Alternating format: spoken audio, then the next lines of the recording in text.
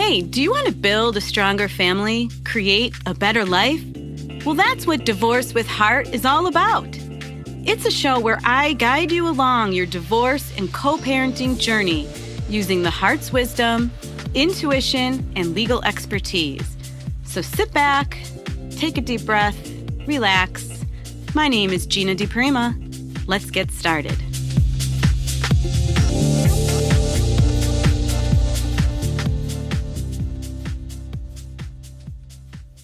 Hey, thank you. Welcome back. Another episode of Divorce with Heart. I'm Gina DiPrima, your host, and today is episode 39, and we're still talking about communication. And there was a lot that I wasn't able to get to when I was talking specifically about communication with other players in your life at this moment, like the attorney for the child, the law guardian, the custodial evaluator. So I just want to touch on that first before I dive into how to prepare your children for these conversations, and then some tips on communication with your own lawyer or communication with your spouse or co-parent, depending on where you're at, what stage you're at other meetings like mediation or with the co-parenting counselor. So hopefully we'll get to all of that.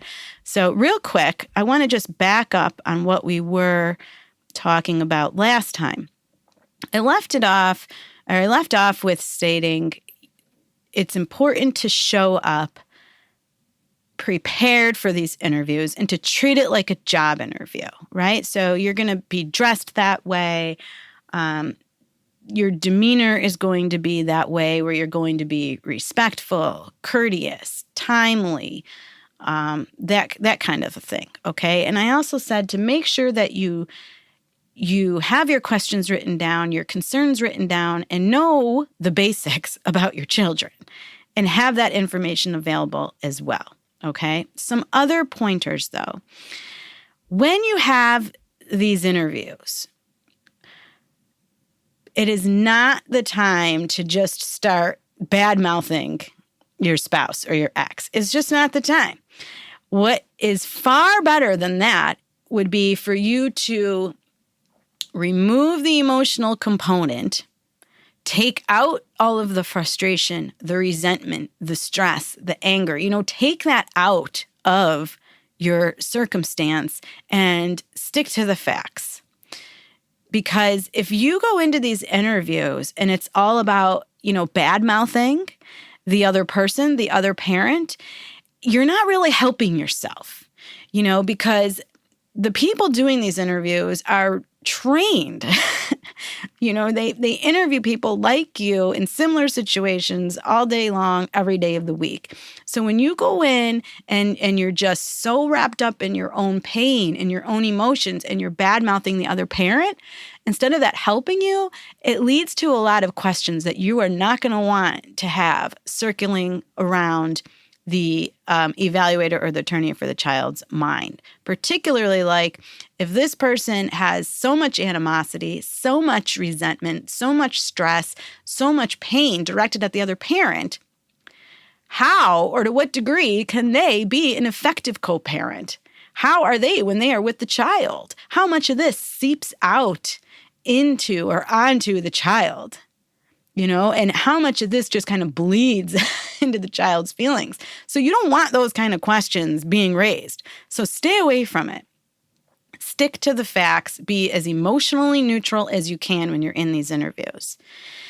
Avoid, when you are in these interviews, using terms like when you were talking about you or your child or something that happened. Avoid the whole we, us, we, the pluralized, I guess, what is it called? I'm not an English major, plural possessive, I don't know, but avoid that. I hear that kind of stuff a lot.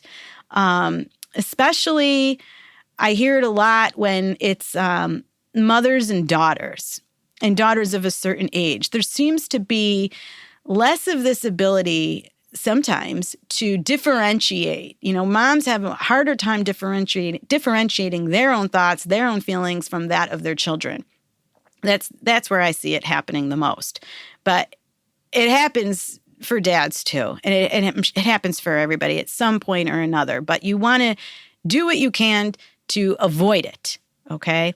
So, for example, you might be asked, how did you tell your spouse that you wanted this divorce or something like that? And you don't want to respond with, well, we knew that he was going to react really bad, so we, waited until blah, blah, blah, blah, blah. Because right there, it's like you're not separating yourself and your own feelings and your own experience from that of your child. So the we, the us's, that kind of thing that shows very obviously that the lines are blurred, bad idea. Very bad idea. It signals to the person that there's a boundary issue here, okay?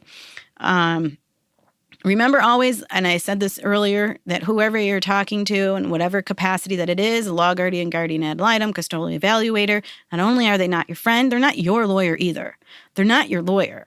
So it's also the reason why you want to talk to your lawyer first before you have these conversations, because they're not going to be there to advocate your position or take on your role or help you get what you want. That's not why they are talking to you.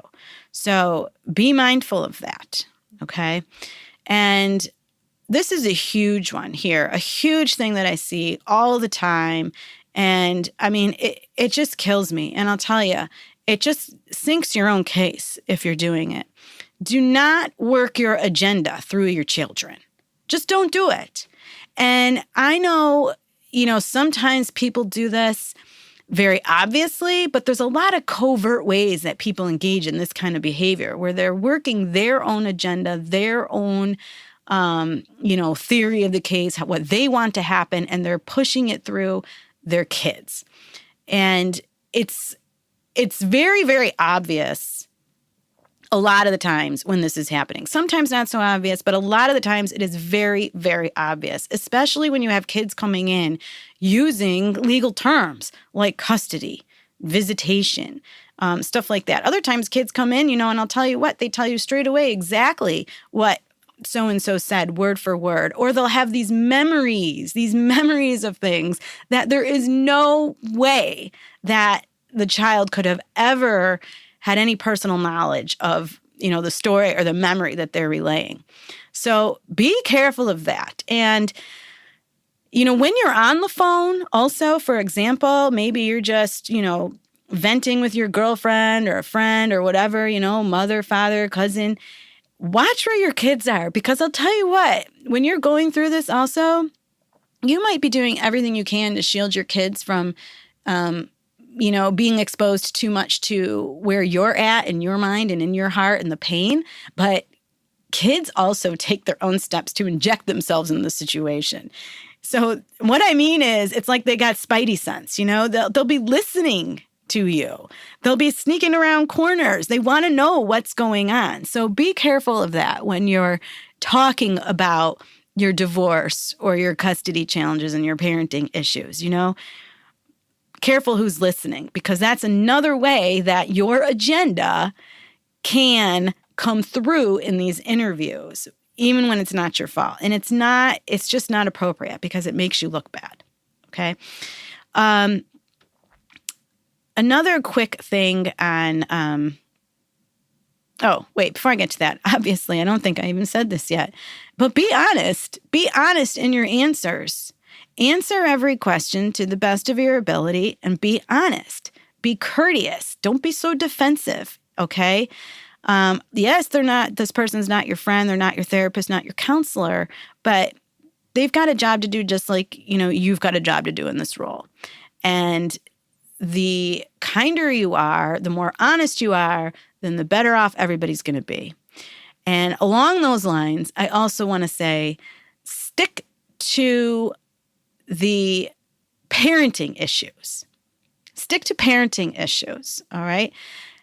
Parenting issues are, the things that you see that concern you about the other parent in their role as a parent.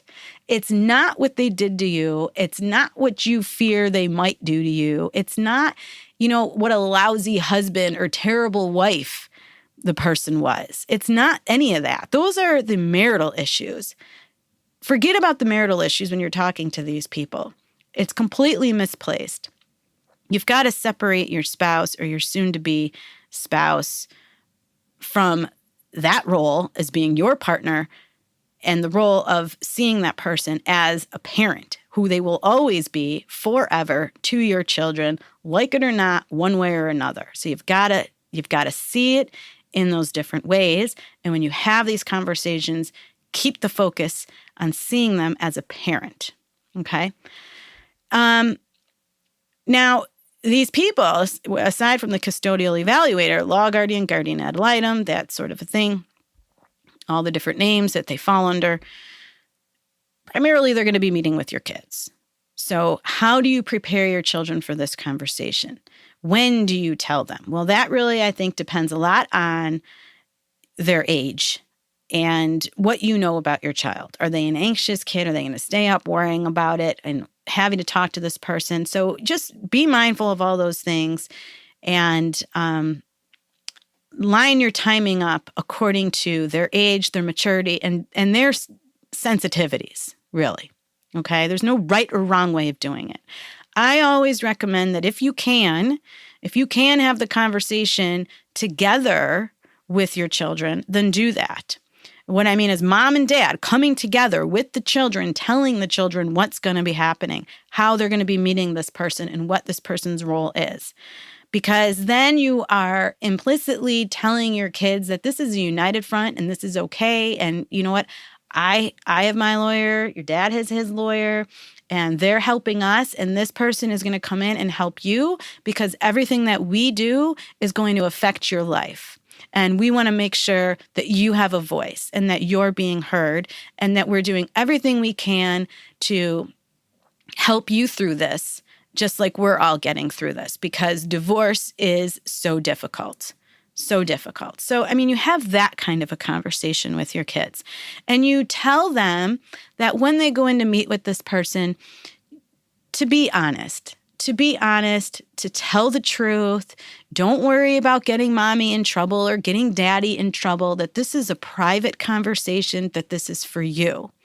And then follow up in your actions. If you're the parent bringing the child to these interviews and these conversations, give the child space. If you're meeting in a public place like a McDonald's, a Burger King, something like that, if you can, if it's okay to, go sit in the car and don't sit in the car and just keep staring at your kid through the window, okay?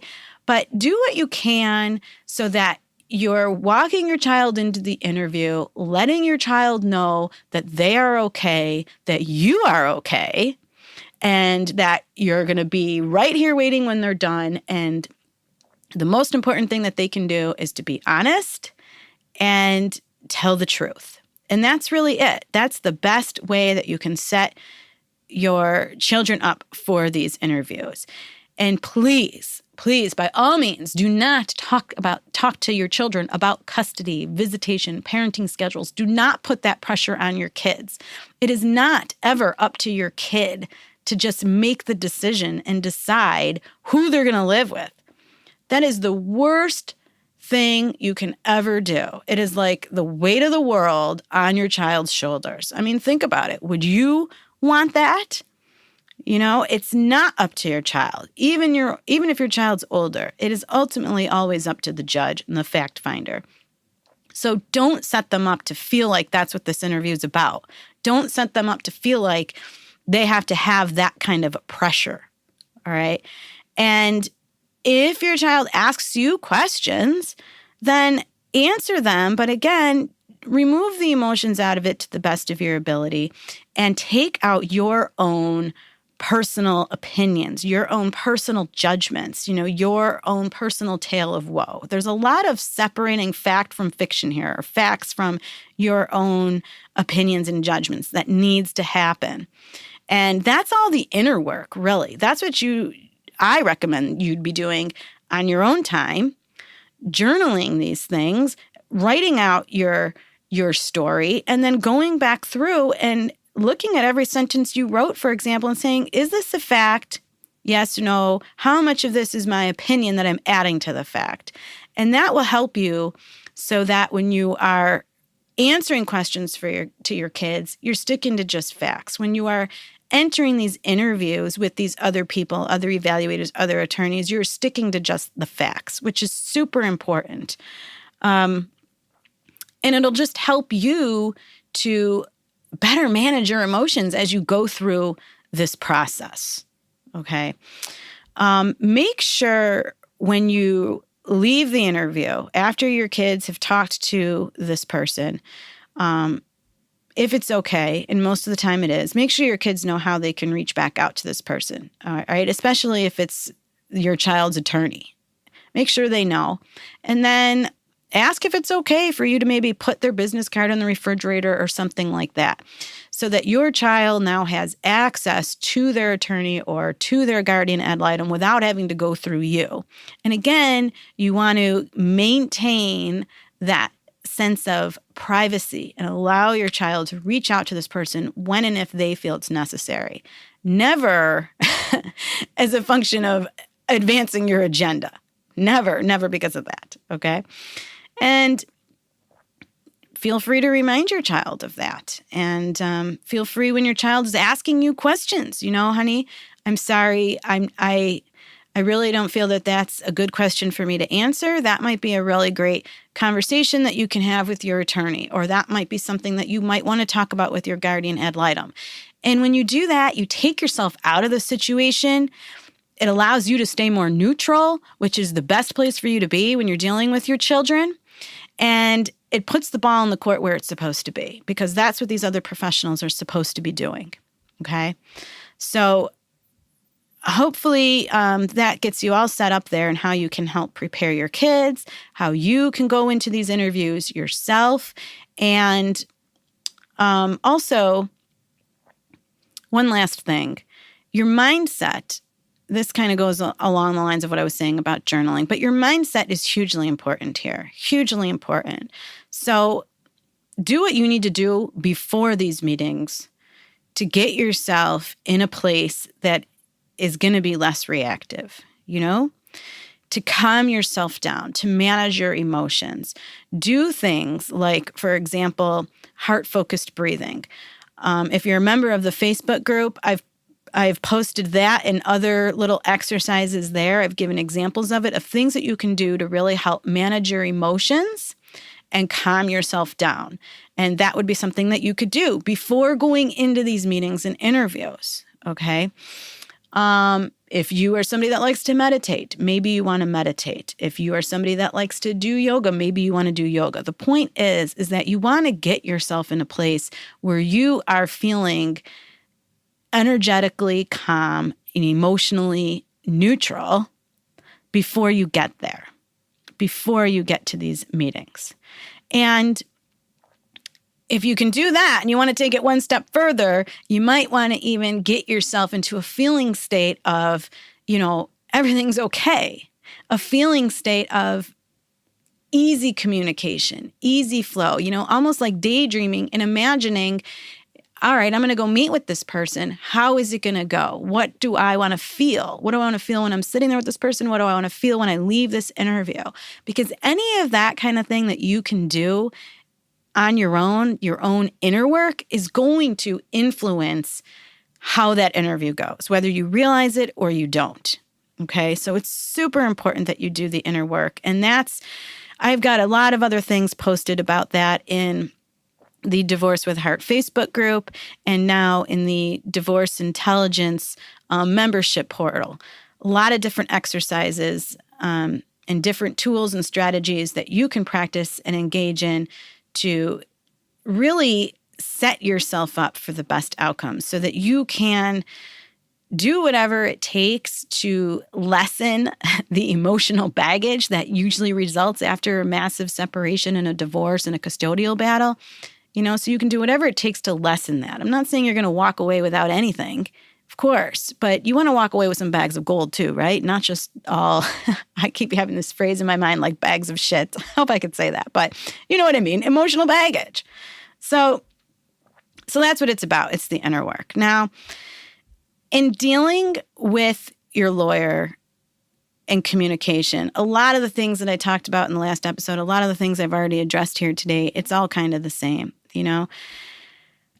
Watch your own tone And remember that your lawyer is on your side. Your lawyer is on your side, even if they're giving you bad news, even if they're telling you that what you want and your position and your desire on an issue isn't going to happen or isn't likely to happen, or it's going to happen, but the cost is going to be too great. You know what I mean? So just watch your tone and how you are responding to your lawyer. I get it. I think all lawyers that practice in this area get it. I don't think there's one that doesn't, that this is a highly emotionally charged experience that you are having, that this is a pivotal moment in your life, and that when you are under that level of stress, that it is difficult to process emotions, that it is difficult to feel okay, that it is difficult to, make sense of things and listen even and be logical and reasonable. All of us, I'm speaking for all of us lawyers, I think we all get that. It's not a reason, though, to lash out at your lawyer. And the reason why that might happen, the lashing out, is because the emotions are unchecked, because you're not, you're not doing the inner work. You're not doing things to help yourself manage the emotional toll of divorce and separation and custody issues and co-parenting. And your emotions as a result are taking over. They're getting the best of you. It's like your dark side of your emotions. So you've got to do the inner stuff, right? And be very mindful of your tone when you're talking to your lawyer. Be very mindful of your body language when you're talking to your lawyer. And really, this isn't just when you're talking to your lawyer. This is also when you're sitting in mediation, when you're sitting with the co-parenting counselor, when you're sitting with, maybe it's a parenting coordinator, when you're sitting with somebody else there together with your spouse or your ex. Same goes. Watch your tone and how you speak to that third party. Watch your tone and how you speak to your ex or your soon-to-be ex. And watch your body language. Because there is nothing worse than, arms crossed, eyes rolled, huffing and puffing. These are all very natural reactions. Don't get me wrong. Very natural. Everybody does it. I do it myself. But I'm just trying to impress upon you and encourage you to reach for something higher, reach for something greater, and try to be mindful of this.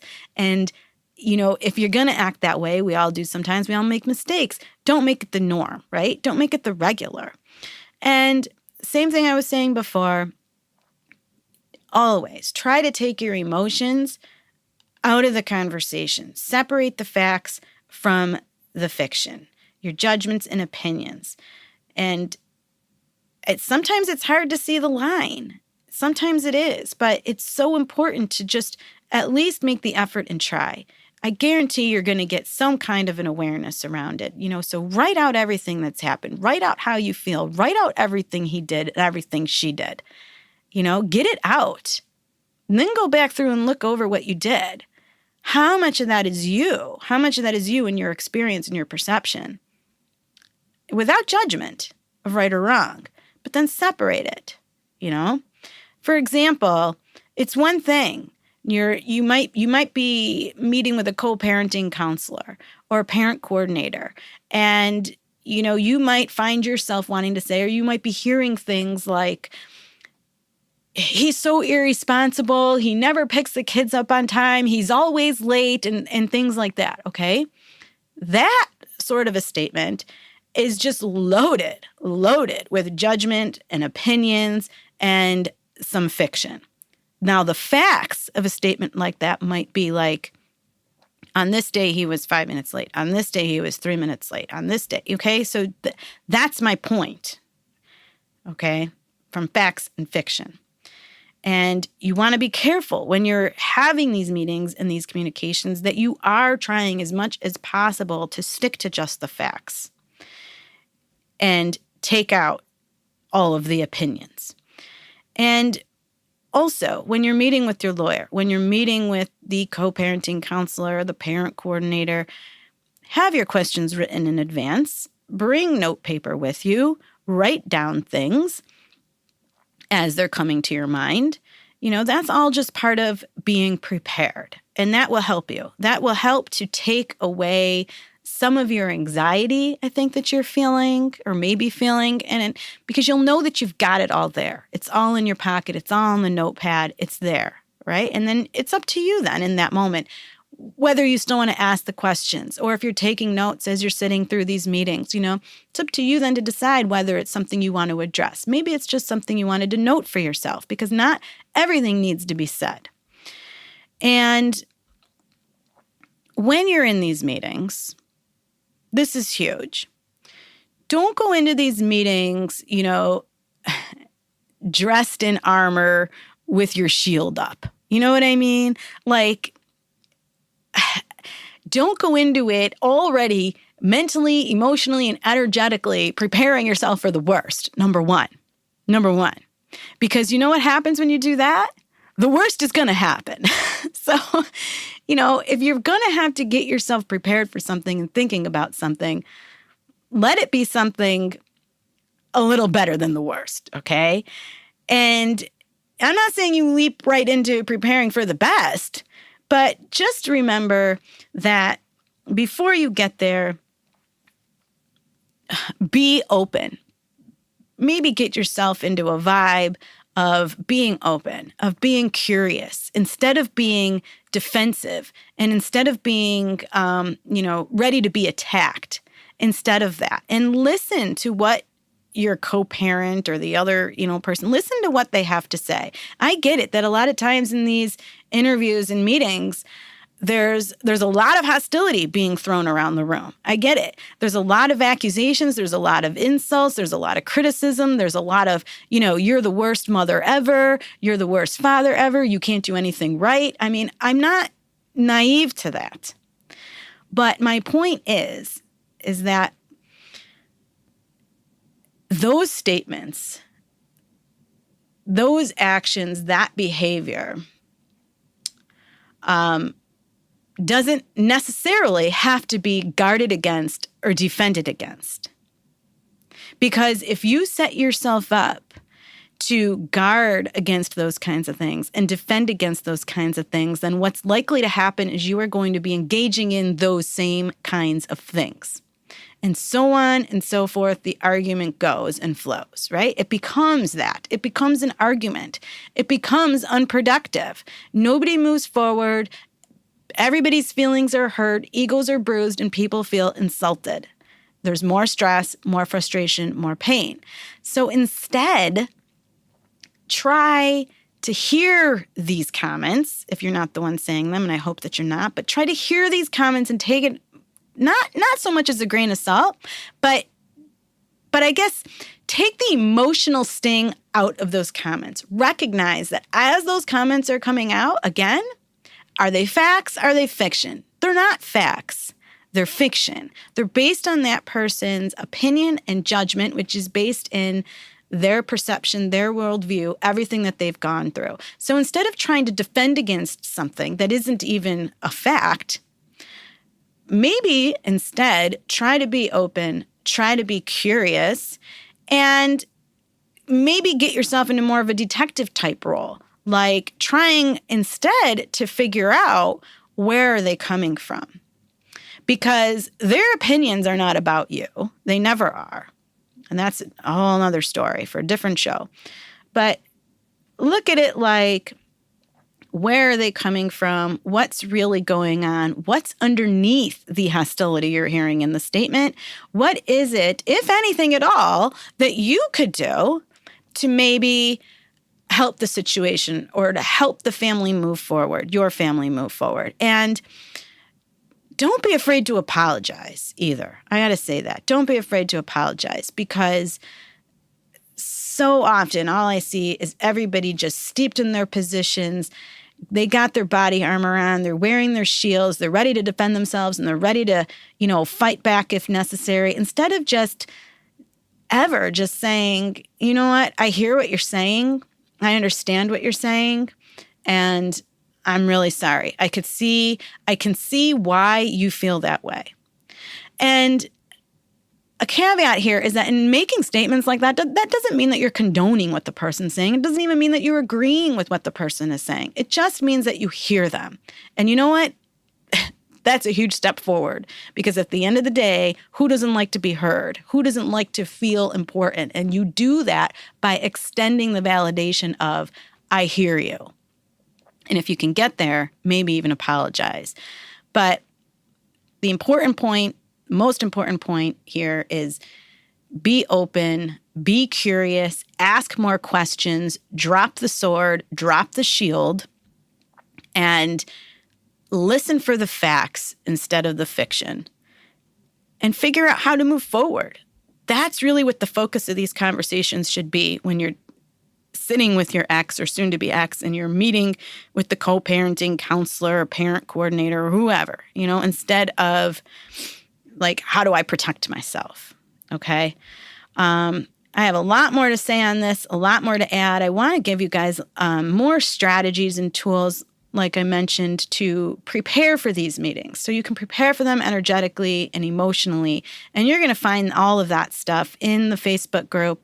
You're going to find it in the Divorce Intelligence membership portal, because, it's just too much. Can't get through it all in my short time with you here. But I do appreciate you joining me and listening. And I hope that this is touching you. I hope that this makes sense and helps you to move forward in your divorce in a way that is healthier, in a way that, not only are you changing what was, but you're putting things back together in a way that sets you up for a brighter future, because really that's what it's about. And that's what I do for the clients that I work with on a personal level in Divorce Intelligence. And that's also what is available to you if you just want to join it.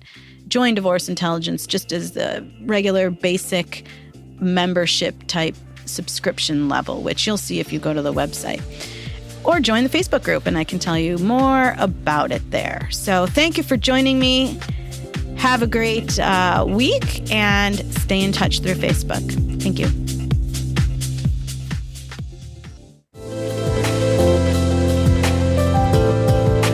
Thank you so much for joining me today. Come back next week and be sure to visit my website at dpremalaw.com to book a call, or let's connect on Facebook at dpremalaw, where you can join my group for more support. Please remember that the information shared is for general and entertainment purposes only, and that by calling in or messaging me, we are not creating an attorney-client relationship, and my advice is not intended to be legal advice. For specific legal advice, please contact a lawyer in your jurisdiction. This show is brought to you by InflowRadio.com, the best curated talk radio network for personal development, wellness, spirituality, and conscious business.